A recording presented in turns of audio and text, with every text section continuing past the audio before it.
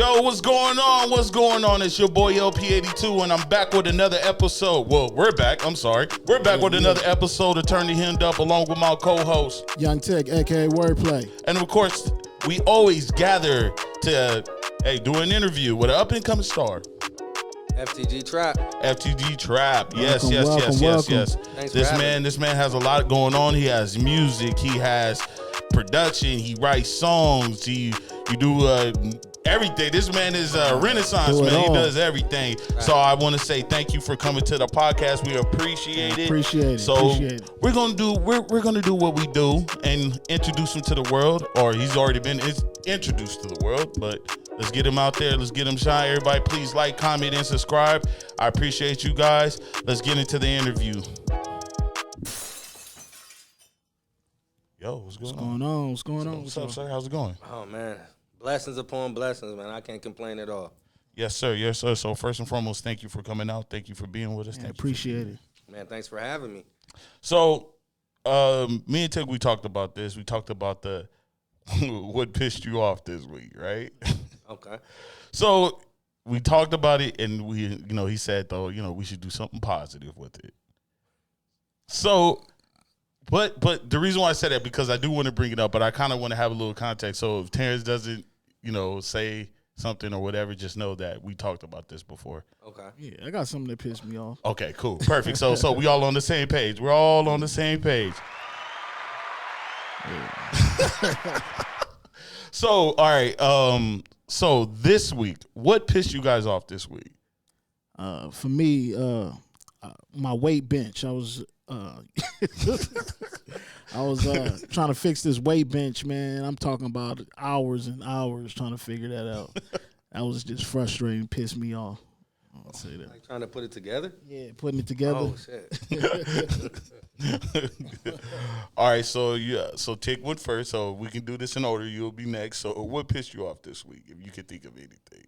I don't really get pissed off for the most part, but one thing that did kind of grind my gears is just traffic in general, or people that be extra'd out, like, in traffic. So when you're not going nowhere, and then you got somebody that's trying to, like, zoom around you, and you're like, come on, bro. Like, even if you did make it around me, you still going to be right next to me. So just chill out. Like, let's just ride this wave together, and you're going to get there when you get there. Hey, doing the most to go nowhere. Man, all right, so for me, pissed me off this week, and this is like, it's at the time, it was scary as hell, but then it's funny now that I think about it. So I'm driving, I'm on my way to work, I'm on the 210 freeway. A fucking leaf blower flew off the back end of a fucking truck, hit the ground, and I ran right into that damn thing. Now, you know what a leaf blower is. That's the thing with the backpack. They got the whole little nozzle. So imagine I'm driving this car, and then it dropped right in front, and I smacked it. Boom. It did damage? Damage, yeah, all to the bottom of the car. Man, I'm glad I made it. I couldn't even maneuver out the way, though, but the damn thing just smacked right into my car. That shit was crazy. Glad you safe, though, bro. Yeah, I'm glad. That's all that matter, really. Yes. So we got that out the way. Thank you, Terrence, for participating. I appreciate it. Good luck. So now that we got that out the way, so let's get into the interview. So first and foremost, let the world know where you're from. I'm kind of like they said, I'm a Renaissance man. I'm originally from Chicago. I was born in Chicago, and I was raised in Southern California. But I done also been, like, bi-coastal. So when it comes to living life, I kind of got a little bit of everywhere inside, you feel me? But I'm definitely from California. Were you go, like, your parents in the military or something? Nah, it's just, when you, not military, but another type of service. You feel me? But yeah, no, we definitely got around. From Chicago back to, like, Pasadena, from Pasadena to Bakersfield back to Long Beach, and living between, you feel me? I just moved around, you feel me? Like, how was it for you? How was it for you in Chicago? I really only know, like, summers in Chicago or family reunions. Just, it's cool, you feel me? I just know that it's a family vibe. So when I go out there, I'm around a lot of family, and we chill like that. Of course, they turned up, so it ain't no different than being out here. Like. Right. So, so where's majority of your family?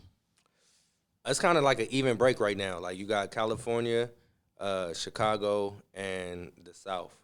Like Okay. mostly Atlanta right now. So if you had to, like, which one do you claim? Like, Oh, I claim Long Beach. Long Like, Beach? Long Beach Okay. and IE. Like, yeah. Nah, Okay. that's what we doing. Long Beach. Yeah. So how was it growing up in Long Beach? And what is the difference between Long Beach and out here? Because you did mention out here. Definitely. So, like with Long Beach, that's kind of where I got introduced to the extracurricular activities. Yeah. That's kind of like when you say trap, you feel me? That's kind of where I get that. And just being like a hustler, entrepreneur. And that's where I started writing poetry. Then when I got out to the IE, the Dino to be specific, when I got out there, then it really became like, oh, let's do something with this. Like let's kind of formulate that. And then between music and the trap, it just kind of formulated into a large portion of who I am. Right. Okay. So did you have siblings growing up? Oh, hell yeah. Like, literally, I probably got like 13 siblings. 13? Like, so I have 8 blood siblings, and then I have 7 like stepbrothers, sisters. So when you say blood, so are you saying mom and dad, or like? At least one of them. So my mom had 4 kids, my dad had 7 kids, and 3 of those 7 are from my mom. So I have like a sister and a brother. We have the same mom, same dad. Oh, okay. But then I have another sister. We share the same mom, but not the same dad. And then I have several siblings that we share the same dad, but not the same mom. I have a question. Growing up like that, do you look at the siblings different on your dad's side versus your mom's side? Not at all. Not at all. So like the half situation, we don't have that. Yeah. I don't use that word like half. This my half brother, half Yeah. like nah. But then we have step. You feel me? So like my dad remarried and my mom remarried. Oh, and they so they're kids. Yeah. Okay. So no, not even having kids. They didn't have no Yeah, kids. before together. they met each other, they had Yeah, kids. they had kids. Okay. So then for those situations, that's my stepsister, but that's still my sister or my brother. You Right. feel me? Like those situations. Oh, okay. Cool. And you're a artist, right? I'm definitely Music. an artist. Yes. So, with that, what inspired you to do that? It's funny because musically, it sucks, but my wife is calling, and if I don't say I'm like here, she's gonna trip. See, that's a good thing when you hear a black man say. Like I just I'm She just gonna be texting her. tripping. I'm in the interview right now. Like, So right now, just timestamp that. He's so when you get the reply, just know he's here. right. I appreciate that. Oh, yeah, and yeah, good yeah. looking. You feel me for not tripping when you probably But I'm texting you right now. Just say I love you, baby. I love you. That part. So to go back to the question, it's like what musically like to really start rapping. I owe that all to my bro. You know what I'm Right. saying? De Niro, like. Shout For out real, to De for real. Niro. Shout Like, out to De Niro. And the Yeah. story is crazy. Like he don't like me telling it, but like it's really some 8 Mile type shit. Like I said, in Long Beach, I used to write poetry. So I used to just write bars and shit, and like all type of crazy shit in my Right. notepad. And him being the funny dude that he is, we had like an English class together, and he was looking at my book, and he was like, bro, like, is this a rap? And then he's Right. reading it. He's like, you should spit this shit, because we used to have ciphers and shit at lunch and Okay. after school. So it came to a point where he was like, no, you need to spit that shit that's in that notebook. You feel me? And Let the world know you talented. yeah. And so we ended up like, just going at it like that. And one time a cipher opened up and he had me go in. And, ever since then, it's kind of been like an on-go type of thing. Like, oh, once you get a feeling for finding out like who you are, it's a lot like I would imagine Muddy Waters doing his first song. Like after that, like, nigga, I can't stop making music. You feel me? I got a question for you. What is your first rap? If you can remember. I definitely don't, but I bet it was trash. Like I don't remember, but I bet that shit was garbage. Who are some people you listen to? Man, I listen to everything. As an artist, I try to take in a lot of music as part of my diet. So I can respect music from a lot of different like directions. Right. But then it's like people that I constantly listen to. So is that what you're saying? Like, who do you constantly listen to? Or well, it can be. So you can. All right, let's break it up into this. What are some of the music you grew up that influenced you, and what's some of the music that you listen now? You get what I'm saying? Right. So make it a 2-part. What you grew up listening to, and what do you listen to now? Growing up, I was actually a fan of like East Coast music more. Okay. If that makes sense. Like, I was definitely a bigger Biggie fan before a Tupac fan at the time of me being younger. Mm-hmm. I definitely like Jay-Z, Big L, Pun, Jadakiss, DMX, like a lot of that. But then So you like a lot of the lyrical. I loved lyrical rappers, but don't get it twisted because I love like, I'm not saying he's not lyrical, but like DJ Quick, or you feel me, or Ice Cube, or Pac, of course, and then like Snoop was really big to me. Like being from Long Beach, just like Snoop, like whoa, what is this? Like when Doggy Style came out, like what is like this is, I can get down with this. What is this? You on the East Siders too? Yeah, like I'm not a big East Siders fan like that, but I definitely respect the movement. Yeah. So, what part of Long Beach are you from? East Side. East Side. Okay. 28th and Locust. Okay, you put that out there. Yeah, 28 Locust. Yeah, you know what I'm yeah, saying? yeah. We definitely East Side, you know. But also shout out to the North Side too, though. Like I lived on the North Side for a minute, and it kind of it's not saying it connect, but it connect like the players. You feel me? The people like you know about the East Side, you gonna know about the North Side too. Okay. All right. So, who are some of your favorite artists that come from Long Beach? I like Vince Staples. My boy Ness. I like Vince Staples too. Snoop, of course. I like Giveon for sure. Like Savi Third. I'm not a fan. I ain't gonna. Yeah, it's good keeping it real. Yeah, I'm not. Like respect to his movement. Like I'm not a like for me, bro. Like music really has to like. I can respect everybody's struggle and everybody coming in and telling their story. You feel me? But there's a certain point for me in music where I don't want to hear too much about what you're gonna do to somebody else that right. like you. Yeah, real I'm just being honest. Like I don't really want to hear too much of that. Like me now. So you was talking about now. You feel me? Yeah. I'm not really on that type of time. Okay. So you have a very positive energy about you. Oh, good look. So I want to know, what are some of the things that you've been through growing up that made who you are today? Man, y'all show ain't long enough. But some of the things, man, like I mean anything, like living in a crack house. You feel me? Having two drug dealing, drug head parents on different drugs. Like, wow. Like how you got a crackhead and a hop head in the same yeah. environment? Like this shit is wild. You feel me? So shit like that. Like hustling at a young age. You feel me? Seeing like having to be pushed into an environment where you got to be older than you are. Right. So those type of things, which is another reason of not wanting to really live in those moments. You feel me? Like it's one thing when you tell your story, but I don't really want to keep reliving bad situations. You feel me? Because when you go through stuff, you kind of got to go through it to grow through it. Yeah, exactly. But yeah, like shit, drug dealing. You feel me? Like I done been through like when it comes to that type of shit, I done been through way more than a majority of these rappers talk about, which is why I don't care for that shit like that. Like it really ain't glorious.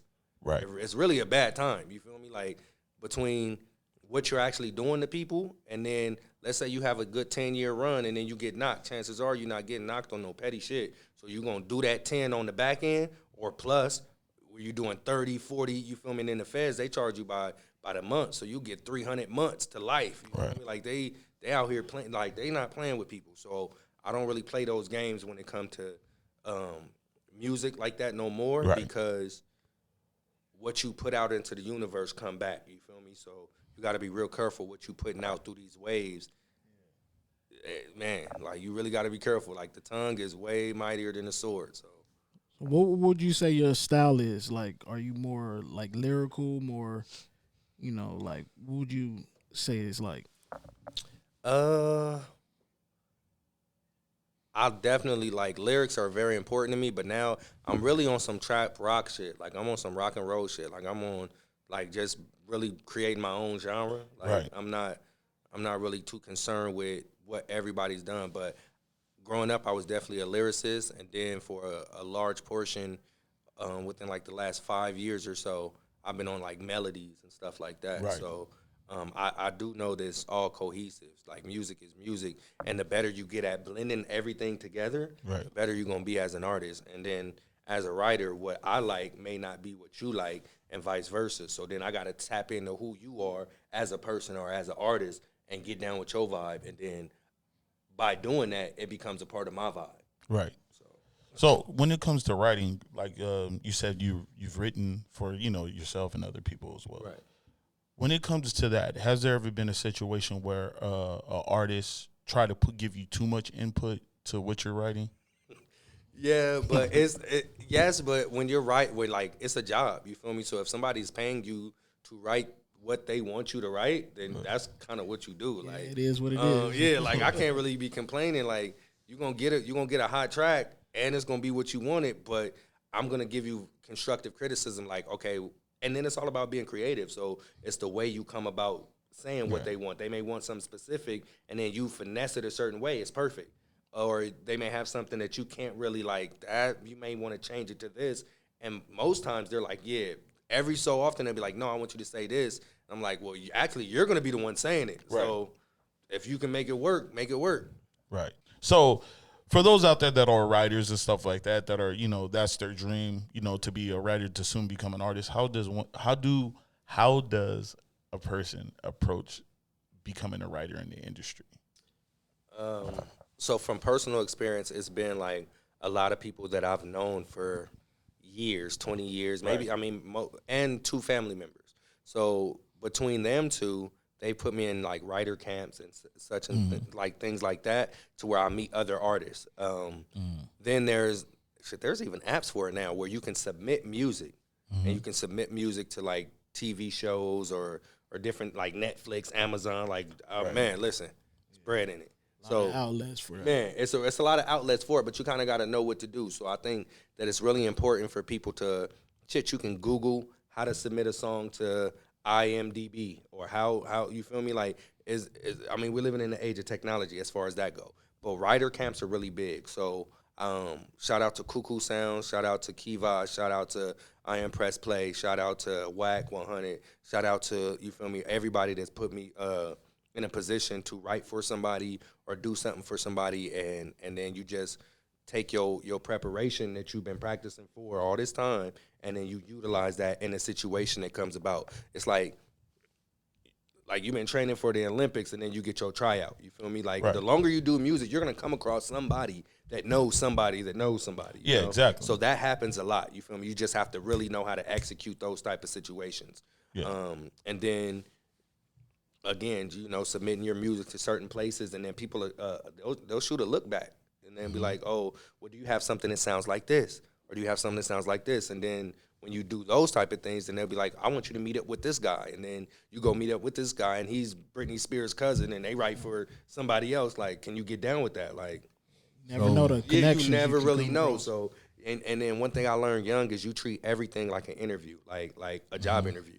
So if you come in on a situation, and you're treating it like that, then people are gonna look at you differently, especially as an artist. Because I am an artist, but when I go somewhere, I go as a writer. I go as somebody looking for a job.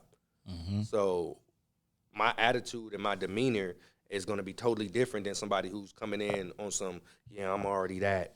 You feel me? Like, Yeah. and then I'm like, well, but we've seen 1,000 of you. Who's that guy in the corner that's, you feel me? Yeah. That's humble. Yeah, that's over there working. Yeah. Right. So those type of situations. But if that's not you, then that's not you. You feel me? Do you whatever that is. But that's something that I kind of adapted younger. When you really want to make music your business, treat it like a business. So when you write, are you mainly like R&B, hip hop? Like, what do you mainly write for? Because this is gonna lead down another path. So, Yeah. I don't really go into it trying to write for anything. Like, Right. I listen to the beat and the vibe, like, because I get a bunch of beats. So then there'll be when you go through beats and you're like, okay, I'm not fucking with this. Like, yeah, next. And then you find a beat. one thing like Tupac said is that he approaches a song as a poet, as a rapper, as a singer. So if you listen to a bunch of his songs, you hear poetry, you hear the rap, you hear him singing on like. Yeah. Okay, so I approach it kind of a bunch of different ways for each song, and then see what sticks, and then kind of puzzle piece those together to make a song. So when it comes to writing, especially like in hip hop, right? Where, writing is more frowned upon because they expect every artist to have like just a book full of rhymes. They should be able to do their own. So have you ever been in situations where, now you don't got to, of course you're not gonna say no names, but have you ever been in situations where it's an artist that you believed could be a lyricist, but they're not? They're getting writers. Oh man, artists that are just writers, but they could be lyricists, or is that what you're saying? Yeah, like, so basically you hear them, you think, okay, I know he writes all his music, and then next you know you get that call. Yo, he needs you to come write for him. Like, what the fuck? Oh man, like that's crazy. Because, and a lot of times with that, what I'll notice is I broke out of it younger, but as a lyricist, you were normally like you're 100% of the time thinking bars. Bars, Right. bars, bars, bars, bars, bars, bars, bars. And so you're not thinking song.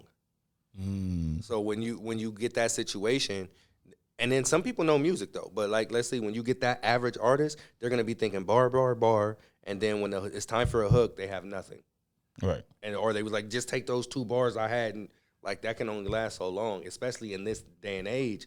It's been about melodies. Like melodies really Right. like don't bore us, get to the chorus. Like the average listener don't really care too much about what you're saying. If the beat slap, your melody is cool, That's all and then that the matter. hook Yeah. hook is smacking. Hook is like, catchy. Yeah. That's it. You feel me? So and that's a lot of people's bread and butter. So now when you get into, you have a hybrid of artists right now that's so dope where they can do bar, like let's just say a Kendrick, like he's Right. gonna bar you out, but then he's gonna give you some catchy ass hook too, and that's all him.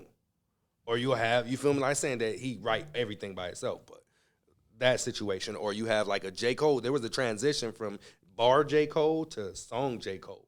Right. You feel me? Or if you have, then you had like the Young Thugs and all them. Like if you listen, there's bars in there, but they shit so catchy and so melodic that Yeah. you feel me? Like him, Gunna, Lil Baby. Like Lil Baby be gassing, but his shit is melodic as fuck. It's catchy as hell, and so you have a hybrid of rapper right now. Then you have the straight bars, and you have just the straight melody, nothing but melodies. You feel me? So all of that kind of blends, and it kind of. But yeah, there's a bunch of artists that when you hear it, like, oh, obviously they need a hook, or they need a bridge, or they need something cohesive. So, What would you say? Would you say your top 5 MCs? Okay, so dead or alive or what? Could be dead or alive. Top 5. Trap. There you go, ladies So, no, and no. gentlemen. No, so definitely I would say like Jay-Z, Lauryn Hill. Lauryn Hill. Facts. That's a nice mix. Yeah. I actually would have put Lauren first, but me and my wife have this constant debate. So I'm gonna say Jay-Z first. Anyway, but you know what? Lauryn Hill first, Jay-Z, Tupac, Biggie, and Andre 3000. All right, I have a question. That's cool. Why Lauryn Hill? Because to be honest with you, just not the normal. She got bars though. No, but Man, you know, like you got to think. Lauryn Hill, you hardly ever hear somebody put them in their top 5. And now I'm not judging or anything. Right. It's just interesting. I want to know why Lauryn Hill. Why Lauryn Hill number 1? She has an unplugged that is so dope where she's barring the fuck out about a bunch of social injustices and things like that. And when I listened to that project, I think I bumped that project for like almost a year straight without kind of listening to nobody else besides myself. Like I normally listen to myself more than anything, but I bumped that album for like almost half a year straight without like dipping off to something else, like just trying to digest what was being said. And when I look at her bars, even from day one, like if you go back to her freestyles when she in New York without the Fugees, you feel me? Miseducation to Lauryn Hill. The Miseducation, that's a classic. We're not even gonna concern ourselves with that like that. But I'm saying like if you go to you'll see her with like Q-Tip, or you'll see her with somebody like, and they'll have a cipher, and she step in and command, like it's just crazy. And her bars are up to par or better than the dudes.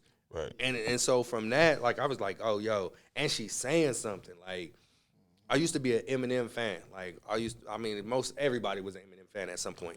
You telling this guy that listen, this guy do not like Eminem. Well, everybody. It's not that I don't like Eminem. I just don't put him on a pedestal like everybody else. No, and that's the thing. When I realized that, like around that era where I realized the non-pedestal for M, I started getting into substance a lot. Yeah. And when I started getting into substance, it was eye opening to kind of lean towards certain rappers. So everybody that I named, their substance is damn near is unmatched in their field. That's true. That's true. So you say you're an Eminem fan. I was. So like he was like, where was M at on your because you know this is a big debate for a lot of people. Right. Where was M at? When I was like 12, like 10, 11, 12, he was the best. I thought that there was nobody better than him. Like lyrically, I was like, oh, nobody can fuck with this white boy. Like his wordplay. His wordplay is ridiculous. Yeah. Like that's what I try to tell him. Like, but this is the other thing. His content is fucking phenomenal when you're in your like pre-pubescent era. Because the only people you really beefing with is your mom. Yeah. Like, so if you're only you still live at home. Like if you live at home and you beefing with your mom and he talking about kicking his mom in the ass and she not gonna tell me what to do and such and such and such, then of course nigga that nigga spitting. You feel me? Like that's what you get. So like the average black kid is not living that life. Nah, I mean like, what the fuck? See, I look more towards not what he's saying, but his wordplay. Yeah. You know, his wordplay is crazy. I don't think anybody really could match his wordplay. I think so. Like when you listen to Big L and Big Pun, they fucking over M's wordplay, bro. They fucking over his wordplay. Like his shit's still up there. Yeah. His shit's still up there. You listen to Outsiders and listen to Pace One, and you listen. You feel me? You listen to Talib Kweli, and you listen with like when you listening to people he was listening to, and you're like, oh, okay, I get it now. You feel me? So I'm a studier of music. So at the end of the day, I don't take nothing away from it. I'm saying I'm not as big of like I respect everything he's done. Yeah. You feel me? But I'm not a fan like that. Like I'm not gonna stand for him. Like be a fan. It's like gonna stand for that. No, I'm not. You feel me? Like we got people who actually saying shit. So. Yeah. When I listen to that, and then I feel like I hear it, and then I feel it too. Yeah. See, I'm just basing off wordplay, nothing else. Yeah. Like, you know what I'm saying? Like it's wordplay cold. Yeah, it's wordplay cold to me. Cold motherfucker. Yeah. So, yeah. Anyways, so you write music. Have you written for, movies? Have you a book? Anything in that? I've written for a few shows. I've written for. I'm still trying to get stuff pressed. Like what sucks for me right now is I'll hear about something like right after it blows. Like let's say the Judas and the Black Messiah. I got like 30 tracks that can go for that. I didn't hear about it until like maybe a month or two before it was about to come out. So I go through my channels like, hey, let's try to get something to them. They're like, yeah, they already booked up. Like, dirty. Like, damn. Same thing happened with Harriet. Like, gotta catch. Yeah, you kind of gotta be in the know to know what's coming. So I kind of keep stuff in a pool for those type of like movies. But it's kind of about being on topic and having a good team that, no disrespect to my team, but they're not of the same hue. That makes sense. Yeah. So so there's certain things that I feel strongly about that they may not feel as strongly about, but everybody's on some woke shit. Everybody got to be on the same page. Definitely. But like then you have like shit like Black Lightning or you feel me or John Henry or whatever the case may be, and then they be like, hey, we got this for this, and all right, submit something. Yeah. Let's get it. So like you said, dealing with the industry and you. Right. What are some of the things that you experienced being in the industry that kind of like set you back a little bit? Like, whoa, I didn't know it was like that. Now, I'm not looking for no Illuminati type shit. Oh, okay, wait a minute. Hold up. Exclusive. Listen, what can and can't be said, can't be said. But I will say that as far as like, I think I was my biggest hindrance. Right. Like selling drugs for so long and doing so much jail time. I think I was my biggest hindrance as far as where I could have been already and where I'm currently at. I think that social media, like coming from the street position, it wasn't cool or common to want to be in front of the camera like that.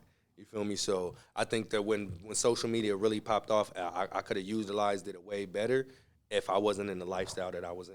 Okay, so you said that if a lot of the stuff that you've been through wouldn't have happened, you would have been somewhere different. Definitely. But do you think that you will be still the same person that you are right now? Nah, not to the degree, but then you have so there's a thing like I call it too woke. Too woke. Like there's a certain level when you become so woke that all right, now you look crazy. Now you out here, you feel me? You got the foil cap on. Yeah. Like you feel me? Like you so woke that you feel me? It's too much. Like so you kind of gotta find a balance because we're living in a realm of duality. So,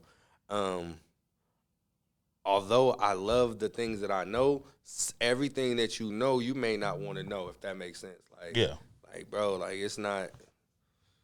So it's like one of those things. It's like you say, knowing too much when you walk into a room, right? You might not even open the door. That, or you'll walk in the door and put your foot in your mouth by not putting your foot in your mouth. Sometimes, like some shit. Sometimes you'll walk in and you're like I can see like the angle that you're trying to run because I look a certain way, or you may think I'm a certain age or whatever the case, and you can try to run a specific route on me with the game, and then I don't go, and then they be like, well, what's up with that? Like, right. And then like you might see too much. Like, yeah, no, I'm not going for that. And if you would have went, you feel me, you'd have been probably further in your career, but you also would have been further back. You feel me? Right. So a lot of times it's about kind of getting it from the bootstraps. Like if that makes sense. You really want to work your way up. Yeah, I'm in a position right now where I'm able to go to a lot of different places and be myself and be freelance instead of being tied into a contract with somebody for something and then they holding me to that. Right. Like that shit be more for independence. Yeah, like that should be looking real slavery-ish. Like people get to talking to you crazy and shit and you can't say nothing. Like or like I had seen an interview with Six Black, whatever they call him, Black. Yeah, I feel you. They was talking about like he was doing shows for niggas, like and they wasn't paying him, like doing real shows. Like we knew about him, the world knew about him. He doing shows and not getting paid, or he waiting for people to come to the studio to get him food. Like so certain obligations that he committed to. Man, listen, like you be like read your contracts. You feel me? Read what's in them things. Know where you going with it. Like a lot of my jail situation made me an avid reader, even though I was before. But it made me I don't play around when it comes to shit like that. So, yeah. And then you'll look and you like if you know the rhetoric and you know what they're saying, you're like, I know you didn't just say that and like in contract form. You want me to sign this? Like, hold on, did you see Section 8 right there? Like, gotta be up on game about like where you that said that? Like you mean this, right? Yeah, no, I'm good. Go ahead. So what are some of the things you would tell an up-and-coming writer, things that they need in order to be in the industry? Like, what are some of the step-by-step play you can give an up-and-coming writer? Because the reason why I stress the writing part, because writing is the most important part of the industry. Facts. And like you say, like let's face it, some of our biggest artists that we know and love, we know they're not coming up with that many hits. Like, constantly thinking outside the box, constantly. It is. How can you drop that many hits, man? Like, motherfuckers be getting like one. You over with 20 of them, like back to back to back. Yeah, like back to back. So, but like that's why it's so intriguing to me, because it's like a world that a lot of people don't really understand on how important it is and how much you can gain from it. I look at that part like, all right, let's look at the game Monopoly, right? Mm-hmm. So when you buy a piece of property, you feel me? If you have like the hotels and all that, you feel me? The hotels is what's gonna get you your bread, the houses and the hotels, right? Right. And then you have the property. Like you got to go around and buy the property, boom. then you can go around again and you can put some houses on it. Then you put the houses and the hotels, the things that really give you that. That's what writers are. Like they don't like, but everybody can't be the property. You feel me? Everybody can't be a Ariana Grande. Everybody can't be a Justin Bieber. Everybody can't be Usher. Everybody can't be Drake. Everybody, Facts, you feel me? facts. So, but also you have everybody can't be the, you know what I'm saying, the nigga who wrote Billie Jean. Not saying now Michael Cole boy, like shout out to Mike, R.I.P. R.I.P. Mike. If he buy the song, it's his song. You feel me? So you gotta respect. I bought that song. You're signing NDAs, like a lot of that. You feel me? So when it comes to stuff like that, unless that was part of y'all negotiation, if it wasn't, that's his song. You know, that is good that you brought that point up. Okay, so when, say I'm an artist, right? And I come to you and I say, look, I want you to write me a song, but I want to own the song. What would be the way that I would approach you? I don't, like, basically, I want to cut you off once you write it. That's it. Right. You're done. For me, it would be the bag. Like, how much bag is it? Like, So it has to be, well, of course, it'll have to be up front. So let's say it's like a Beyonce. right. And she likes the song. I'm haggling. I'm haggling off top. I need some points. Yeah. I mean, how many points can we do? Like, listen, we need some points on this joint. Like, listen, I go low on the top. You feel me? I wonder, can you even do that though? Can you even like do it to where if your song hot enough, hell yeah. Yeah. Hell yeah. And if she wanted that bad. Listen, that's supply and demand. If you want the product and it's hot enough, you gonna bend until you got what you need. You feel me? Do you think there's some people that, because I know like Beyonce works with us. I'm pretty sure she works like a certain amount of writers, like a certain one she always go to. But I'm pretty sure there's that one writer out there that sold for the lowest amount and probably kicking themselves in their ass. Like, Yeah, definitely. have you ever seen those type of situations? Or like, hell yeah.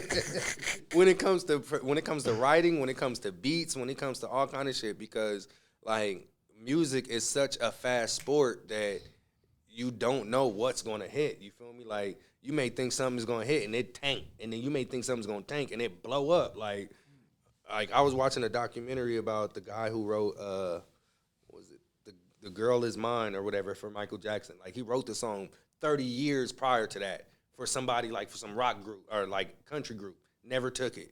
Then they went through his catalog. Yeah, Mike got a mic saying he went through the catalog. He was like, I like this one. Yeah. And then you feel me? So he was like, damn, he was willing to give it to dirt cheap for this group he wanted to give it to, never did. And then he gave it to Mike and it blow, you feel me? But he got his points right.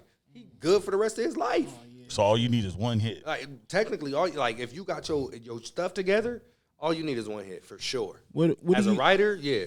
Like as an artist, it's crazy because your performing credits ain't gonna be near what the writers is. Like you got your writing and your publishing, it's not the same. Like So that's why a lot of writers and producers are richer than rappers. facts. Man, listen, I'm gonna tell you straight point blank, like as a producer, so as an artist, I like to get producer credits because almost anything I do, I add something to the beat. So now I'm in on that as well. Because the song ain't gonna be the song if I don't add these drops, this, whatever it is. So now you got parts in on that. But normally that's 50% off top. Right. That's like half the song is already going to the person who made the beat. So if you made the beat, you already in there. Now you a writer too. So, like production is really heavy.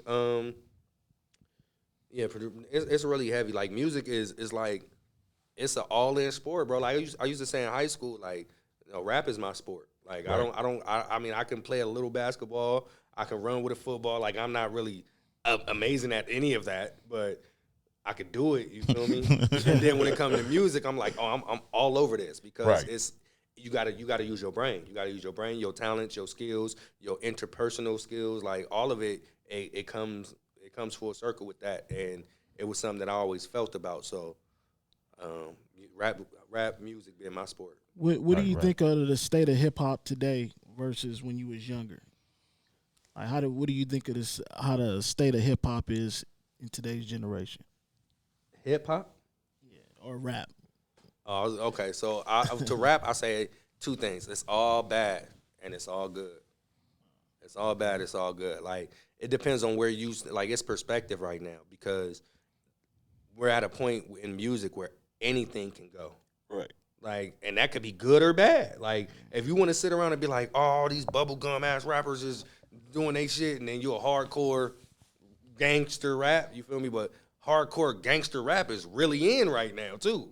Yeah. You feel me? So, or if you on some like, oh, I just want to be about bars, then you got whole circuits for nothing but people with bars. They got apps for Griselda. You got, you know what I'm saying, all the Nick Cannon people that just do that. You got the Smack still popping. You got all these underground rap leagues. You feel me? Shout out to all the underground rap leagues. Like, yeah, I know shout out to all of them. Man, listen. And then if you got like this new melodic like street rap, like I just talk about my dead homies and how many people I done scammed this week. That's big right now. Like, music is anywhere you want it to be right now, and everything is at your fingertips. So it's really about marketing. Like, if you can market yourself a certain way, then you got unlimited potential.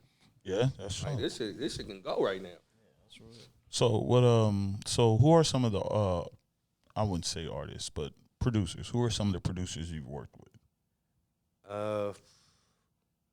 Shout out to my boy Nice.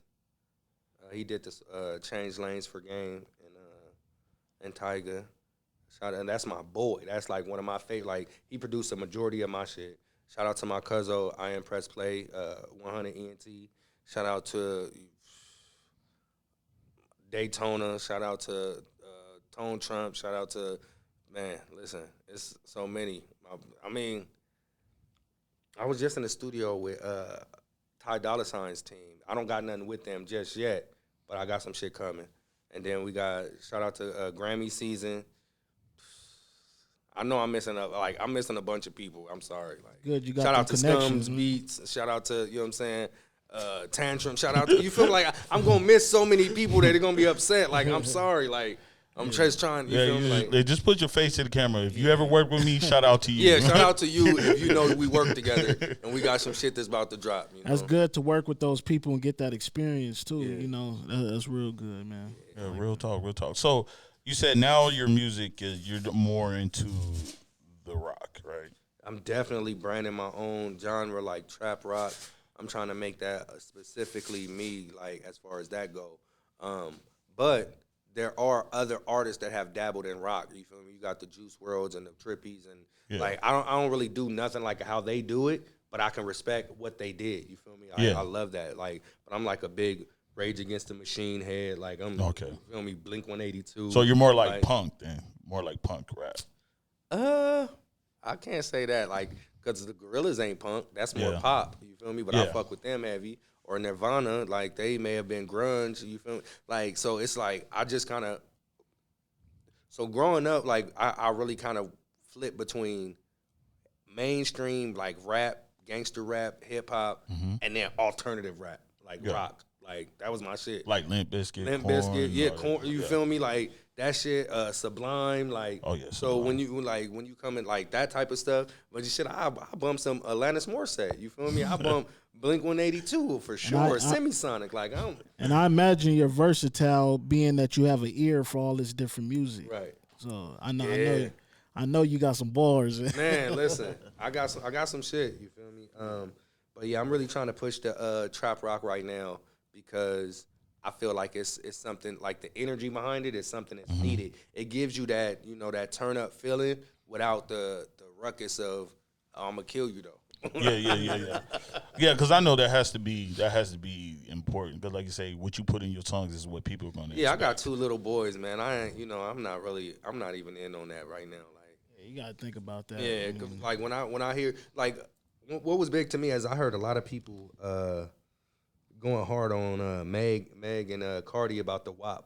Yeah. And then I seen a video where WAP came on and Cardi, like, told her daughter, like, hold on, let me turn this shit off. Yeah, I seen that. You feel me? And then people was mad, like, why would you put that out if you don't want her hearing it? Like, well, bag-wise, if this is what the world wants to hear, it's not on me to parent your children. Like, it's not on me for that. But from a wider perspective, it's like, if I don't want my kids listening to it, I don't want your kids listening to it. Like, it gets to that degree with me. You feel me? Right. So, and because I have other avenues, like, musically, like, I don't really have to stay here. Like, a lot of these niggas, you got to stay in this lane. Like, I don't have to stay in this lane. I'm everywhere. I'll meet you there. Have you ever had to write for artists that you genuinely just didn't like their music? Early on, yes, and then I realized after that situation, if I don't like you and we don't vibe, I'm not writing for you. Like, I ain't met a bag that's big. I'm not saying it hasn't happened, and please send the bag through. But if I don't fuck with like what you got going on, because I like to sit down and vibe with people. Got to be chemistry, Yeah, right? there has to be something there that I can take from. If you like a total dick, like you a total dickhead, or you like extra weird, like you on some extra weird shit, and I'm not fucking with you. I'm not fucking with you. I'm gonna get up and I'm gonna leave. Like, Right. Or I'm shout out to my people who brought me to the situation. Like, yeah, this shit ain't gonna work. Like, go ahead and get your get second round pick or whoever it was. Like, and just good luck though. No, Like that type of situation. So, and that's another thing about having your soul or your balls or whatever it is. Like, you get to make those decisions in life. Like, and that's with anything. Like, shit, if you went to a job that you didn't like, you technically don't have to keep coming. Like, nigga, you The option to leave. if you yeah, need like to. I'm Yeah. out. Like, so. So exercise your options. Yeah, definitely. Because like on some Nip shit, like Nip, Tupac, like it's the interviews. Like the music is one thing, but when you hear them in interviews, you're like, fuck, like this person is really on some shit. Like I can fuck with this person, huh? Facts, and a whole different in a different way. That's what I tell people all the time. People be like Tupac. I'm like, bro, his interviews are way more impactful than And his his music. Facts. I swear. And then I heard a couple interviews that made me tap into his music and be like, this is the only person I'm listening to right now. Like if you look up my music, it's Trap Pac Shakur right now. Like I feel that you with feel me? Nipsey Like, too. I definitely feel it with Nip. You feel me? So and it's anybody that's speaking on some shit that's not afraid to like they got a revolutionary soul. Like I'm not like even me saying that I'm not fucking with certain things right now. Like people may be like, oh, that's corny. You feel me? Like call it what it will, but in 10 years, you're going to be like, that nigga actually knew what he was talking about. So, Yeah.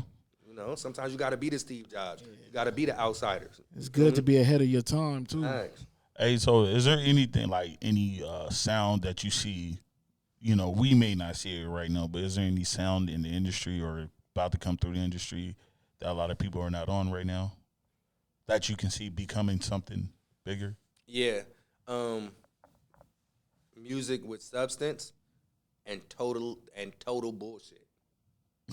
No, for real. Total. Like total Bullshit. unadulterated, and it's gonna sound so smooth, but it's on some like extra bullshit. Like I said, you're living in a world of duality, so you have to deal with the highs of it and the lows, and they functioning at the same time. You feel me? Like so. I remember like when hip hop was starting to get back to hip hop, then you had bubblegum rap come out, the Laffy Taffy and all that shit. Like you have to have duality. You have to have a balance. You feel me? Yeah. So music with substance is about to come back hard. Like messages and music and fucking love ballads and all that shit is about to come back heavy. And then you also gonna have some fuckery. Like full-fledged dumb shit fuckery turned up. It's up and it's stuck. You feel me? Like, but sometimes you gotta move between the lines. So you're very conscious on what you what you listen to. Oh yeah, definitely. So like okay, so what is some of the music that you listen to that people like, or like some of the artists that you listen to right now that a lot of people that know you think you wouldn't listen to? Like Michael Franks. Who the fuck is that? Now I'm curious, like who's Michael Franks? Like Michael Franks is like an old ass jazz singer, like, and it's like alternative jazz. It's like That's good. You got jazz. the ear, man, to listen to everything, man. I don't got that ear to listen to everything. Yeah. You know what I'm saying? Man, for real, like Michael Franks. I listen to like Michael Franks. I listen to like Anita Baker. I listen Okay, to Anita Baker. I'm listening to like the Delphonics. I'm listening to Okay. another white band. I'm listening to the Bee Gees Player. I'm listening to, you feel me? Because as an artist, I'm listening to fucking Chuck Berry. Like I'm listening to, you feel me? I'm listening to shit. I'm listening to Rolling Stones, Pink Floyd. I'm listening to fucking what's my man name? Paul. Oh, I can't think of his name. Paul right McCartney? now. Hell no. No. No, he cool, but I'm Lennon all the way. But the nigga who did Stomp, like he's a poet, but he's a Saul Williams. Shout out to Saul Williams. He's probably one of my favorite artists, and I couldn't think of his name right now. You said that's the dude Saul that Williams. I'm gonna have to check him out. Saul Williams. is that hard. he's a poet, right? He's a poet, but he's a singer, a rapper, a writer. Like And that was the dude that was in the movie Stomp, right? Yeah. Wasn't he on Girlfriends? Not that I know. Ah, I don't know. shit, I don't know. I don't know. But he definitely cold as fuck, hella woke. Again, like Rage Against the Machine. I'm listening to fucking Talib Kweli still. I'm listening to Rhapsody, Tierra Whack. Like, shout out to the women lyricists. Lady London. Shout out to all of the women lyricists right now that's doing damage on these boys. Like they doing damage. A lot on coming these out boys. right now. Like Rhapsody. no, there's like, of course I fuck with Griselda heavy. I'm fucking with JID. I'm fucking with Rex Life Raj. I'm fucking with I don't know. Like, who do I listen to? Like, You listen to everything. I listen to It's a lot. everything, It's a bro. lot Like, out I'm there, listening man. to everything. Like, yeah, like I listen to African music. Like, I don't know none of the words. I'm listening to that. Like, I'm like Just for inspiration just like purposes. for inspiration for melodies, for certain things. Like, you'll hear like one sound, like Timbaland said. He said, you'll like what they hear as noise, we hear it as music. You feel me? So they might be like a cricket sound they had in the back, and you tweak one that little sound motherfucker, could like, do something. yeah, like you Yeah. know what I'm saying? You got the little Chinese flute, and then you hear it, and then now you got mask off. Like, so you feel me? Like, you never never really know. know. Like, when you hear it and you feel something with it, you got to run with it. So Okay. How's your vibe in the studio? Are you like a lot of people around?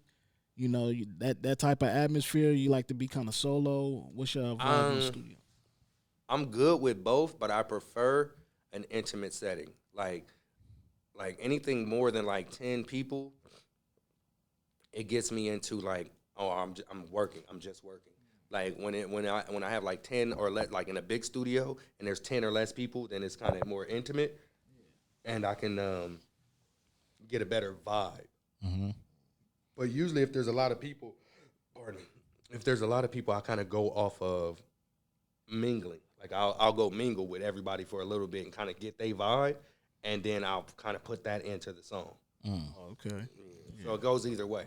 Have you ever been in a room or a situation where you, let's say a couple other writers, are fighting to write a song? Not fighting like saying arguing, but you guys are both in the race to finish this song. Facts. It just actually happened. I was in a writing session probably like a month ago. And in this particular writing session, I'm not sure that the majority wanted me there, but because of my camp, they brought me in. And there was like 2 people, like out of like 7, there was 2 people that wanted me there for sure. They was like, oh yeah, let's fuck with bro. And then there was like probably 5 that didn't, out of the 5, maybe 3 didn't care, and 2 definitely didn't want me there. And so going for line on songs, it's like, it's a race, because not only, I mean, you get your credit, you get your writers, stuff like that. But then there's the trophy of like, nigga, I wrote that song. Like, you heard this? Yeah, I wrote that. You know what I'm saying? Like, so when you know you wrote like 90% of the song, yeah, you could do that. But otherwise, like, okay, there's songs like I get writer credit on, I wrote 3 lines. Like, I don't care, they're my 3 lines though. Yeah. So then You gotta get compensated for that, though. No, for real. Yeah. And then there's other songs where I probably wrote everything but 3 lines. So as an artist, you're gonna be competitive, and then in a situation like that, they're like, okay, well, the best thing is to be the best. So when you're in a situation like that, and then you got a line, and then I got a line, and you don't personally fuck with me, but you either have the ear to be like, damn, his line is better. And I've been on both ends of that. And then you also have like the person be like, nah, I don't fuck with that line. And everybody else is like, that's the line. Or the artist be like, that's perfect. So you have that as well. So it's kind of best to not go into like, especially in a writing session, it's best to not go in with no ego, because it's not your song. Like, Yeah. I mean, you can write it, but it's still not your song. Like, it's about who's writing it. You know, it was funny you said that, because it's like, as far as getting credit, they were saying like Kanye West was like known for like, if you were to walk in with something, wearing something that inspired like the room, he'll give you credit. Yeah. You can walk in with some white shoes and like he'll give you credit. You just throwing out money. No. There's a reason behind that. And the reason behind that is you don't want to get sued. Oh, yeah. Kanye has been through so many legal situations. And that's another thing, like when Death Row was popping, is everybody that was at the studio got credit, because you could have been rolling a blunt and the blunt you rolled, the way you rolled it, inspired Tupac or Snoop to be like, yeah, I'm sitting in the studio, I'm rolling my nigga. You didn't roll, nigga. I rolled. So to that was like a group economic thing for one.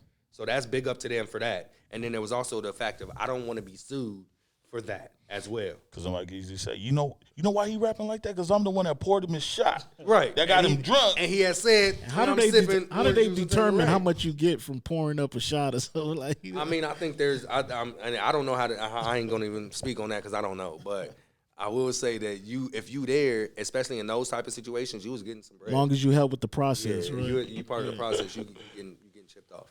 Okay. So we dug deep into the writing part of it. Right. So let's first I want to do is I'm gonna play some of your music. Is that fine? Yeah, please.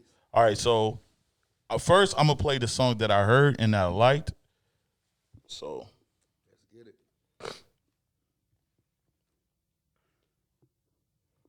This one is off, and by the way, shout out to the fact that you use Basquiat. I like that. Because like you said, for those that are listening, those that are young that don't know, is introduce them to art and culture. So that's good. So all right, so this is off the Young Basquiat 1. So because I know it's 3 volumes too. So this is 1, and this one is called Light Work. I like the vibe on it. I like the way the kick and all that stuff didn't come in and tell it was the hook. Right. This my cousin Press Play. Shout out to 100 ENT. This one right here go. Press play. Look, this one for my pops, keep telling me talk to him. I am little drink in my cup, back what I can spark to it. Roll up, front page, I heart trap on them signs now. We made it, knew I been, had the globe, but niggas starting to shine now. I guess it's time now. Really try and rev a nigga up, you better wind down. Niggas really need to smarten up and put the grind down. Boy, everything is on the line now. Steady clocking money round the clock, and I ain't got the time now. Keep the game, I had to tie it down. Catch him, run it up, and make him line down. Rewind. 12 years old, smoking weed, tweaking, hoping mine find out. Walking around, talking to the lights like God, I probably need to lie it down. Fast I like this vibe. It's a cool vibe. I like that. So, what would be another song that you would want, like, people? What's your favorite song out of all your music that you have? I'm like one of my biggest fans. I like a lot of shit I do. So, what's your go-to? What's your number one? Now it's Closing Time. It's a single. It's actually the only trap rock single that's out right now. It's Closing Time. It's probably my first go-to, and then Smooth Criminal. Those are like my go-to songs. Okay, so Closing Time is the newest song. And by the way, shout out to this man's catalog. This man, how many albums you got? The 3. So you got what, like five projects within what, a 2-year time span? Yeah. So because I see you drop Basquiat 1 in 2019. Right. Well, hell, you dropped all of them in 2019. Yeah, I dropped majority in 2019 because I wasn't into dropping things outside of YouTube and SoundCloud. Like SoundCloud was really big. Yeah. And 2019 is when I decided I wasn't gonna do any more free music. Once I started getting paid for music, I was like, I'm not gonna do any more free music, like just to be doing free music. Right. And so let me put it out on platforms so at least I can get the streams, and then I'll put it on YouTube or something after that. So I'm glad you talked about that as well. So like Russ, is Russ somebody you would say that is the model you want to follow? Not so much to say you want to follow it to the T. Not musically, but I do love the way that he's able to dictate his own moves. Yeah. And the way that like he was able to build his fan base and his operation. I definitely think that's fucking brilliant. I was definitely strategic. Yeah, it's like some modern day fucking Jay-Z shit. Like I have nothing but kudos for that man, and I hope to work with him soon. Right. Okay. Who would be the main person you will, like, number one you want to work with? Then we're going to get into Closing Time. Main artist I want to work with. I would say it's like a 3-way tie between Jay-Z, Andre 3000, and Lauryn Hill. Okay. I feel like any of those records are gonna be like, oh, this is a staple for us. All right, so are you just coming up with the hook, or are you writing the verses? I'm writing me personally, I want to just create the vibe, and I don't care where I fit in on any of it. Like Right. But I want a verse. You feel me? I want a verse on the song. You feel me? Like, So would this we be? can all, yeah. So let me ask you a question. Would this be? What if they told you no points, no nothing? You just get the opportunity to work with me. I'll just pretty much be on your resume. Would you do it? I would definitely do it, but then I would definitely have a conversation first to where like you ain't who I thought you was. First off, that's first. You gotta put that out there. Yeah, I'm gonna just jab at him right there because you coming at me sideways. But I'm definitely gonna do it. Like I'm gonna do it, and then afterwards I'm gonna be like, yeah, man, this nigga weird as fuck. Like, I went to the studio, old boy, and this he was talking about no points and everything. How's that ever happened though? No, not yet. Like, but have you heard stories of that happening? Yes. Yes, I have, Yeah, and it's like nightmares. It's like, bro, like it's crazy when somebody that you admire come in and they're not that. Like they're not that. It's like, damn, like you just broke my heart right now. Like, yeah. So and what I think, because I haven't really heard anything about those three artists. Well, two of them. I haven't really heard anything bad about them to where like they wouldn't live up to what I would expect if I was presented that opportunity. Right. So, you know, that I'm speaking into existence. So soon come. Yeah. I say. Oh, it's gonna happen. Sure. So let's get into closing time. So this will be your new song. It's Black Goodfellas. Black Goodfellas is the record label. That's my own record label, independent. We also got Empire that we working with. We working with 100 ENT, E1. We working with Cuckoo Sounds. Cuckoo is where you are the label. So we got some things going. But my label is what I'm putting all my stuff under, which is Black Goodfellas. Okay. So Black Goodfellas, that's the record label. And this right here is called Closing Time. So let's get into it.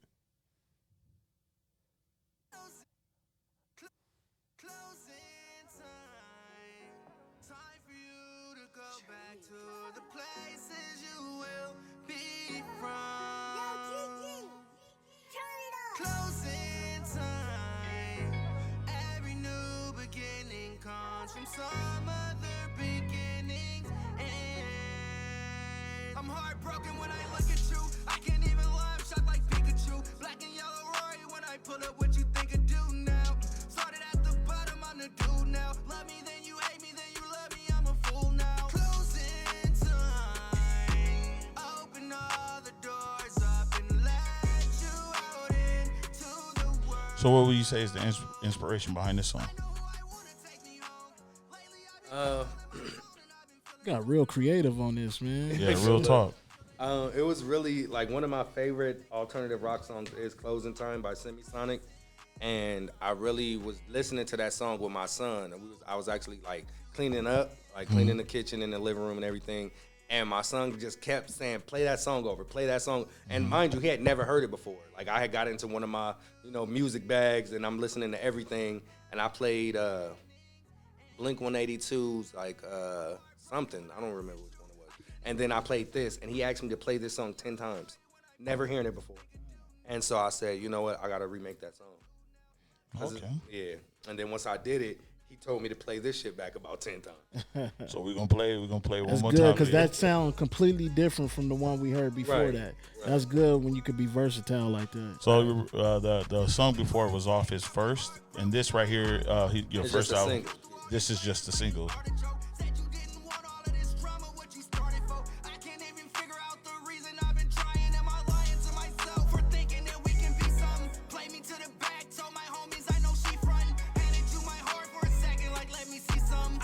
So this is on all platforms. I'll put the description in I will put his where you can find him at Instagram, stuff like that in the descriptions.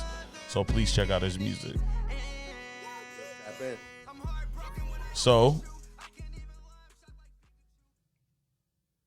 cool little fade out. I think I did. Yeah, that's pretty solid. I like that. Okay, that was cool. On the ones and twos. Thank you. But no, so I'm glad that you came through. You're a very positive dude. I can see, man, you got your hands on a little bit of everything, and that's good. And it's good to see a young black man on being positive, and not only being positive, but sharing the game, letting people know things that they should do and the experiences you've been through. Right. So that's good. And I remember we talk about this all the time. That's a lot of things that a lot of black men don't do. They don't like to talk. They don't want to say nothing. They don't want to share their experiences. So thank you for coming and sharing your experiences. We appreciate it, man. Thanks again. Very for having intelligent brother too, me. I man. appreciate Real that. talk. And I would like for us to, do another podcast, whether it's on site, wherever you at, or it can be something later on down the road when you got something else that you want to drop. I would appreciate for you to come back out. Oh man, definitely. I'm gonna hold y'all through it. Oh yeah, for sure. Hey, and De Niro, we haven't forgot about you. We got to set up a time. Shout out to my bro, man, De Niro's World. Thank you, De Niro. I appreciate you, bro. Real talk. And so is there? So there's two parts to the ending. So one part is, what is something you would tell a person that could be going down your path, or not only going down your path, a younger version of you? What would you tell that person? Out of everything it can be about writing, it can be just about your life in general. And anything, believe in yourself first. Like, definitely, look to your higher power, but also look to your higher self. Mm-hmm. You can do anything that you put your mind to, and don't let up. Keep your foot on their neck. Like, if your foot ain't on their neck yet, get it on there, and then keep it on there. Like, for real. Real talk. All right, so another part to it. Is there anybody that you feel that would be a good fit to come on the podcast? It can be one person. A good person to come on the podcast. Shit, I have a bunch of people, but I would like to see my brother Gwen on here. I would like to see one of my favorite producers, Nice, so he could tell you about that side of it. You could definitely get the whole Cuckoo production, like interviewing them. My big cousin Kivas.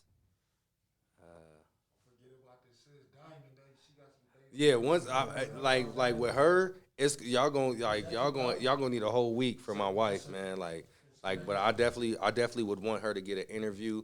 But the way that her mind is so crazy. Not even and the way that her mind is so crazy that, like, crazy beautiful. Like, that y'all gonna restructure some shit. Like, I'm telling you, she gonna watch.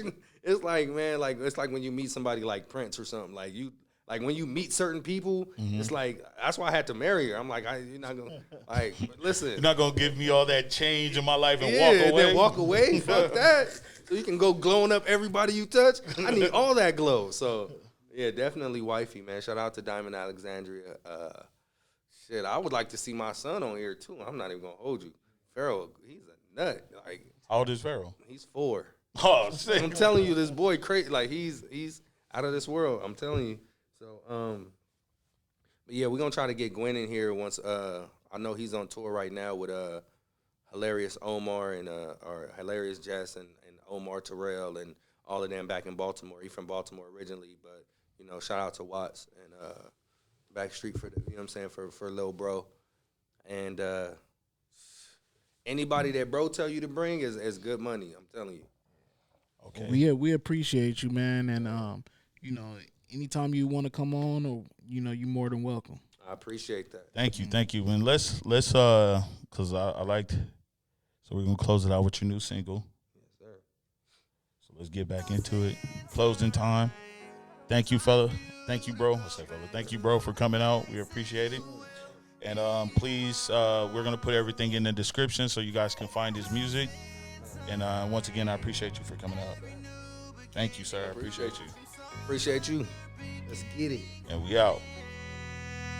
I'm heartbroken when I look at you. I can't even lie, I'm shocked like Pikachu. Black and yellow Rory when I pull up, what you think I do now? Started at the bottom, I'm the dude now. Love me, then you hate me, then you love me, I'm a fool now. Closing time. Open all the doors up and let you out in. That's what you say now. You don't really say that you letting them back to the street, just letting them out into the world. Go into the world, baby. Go into the world.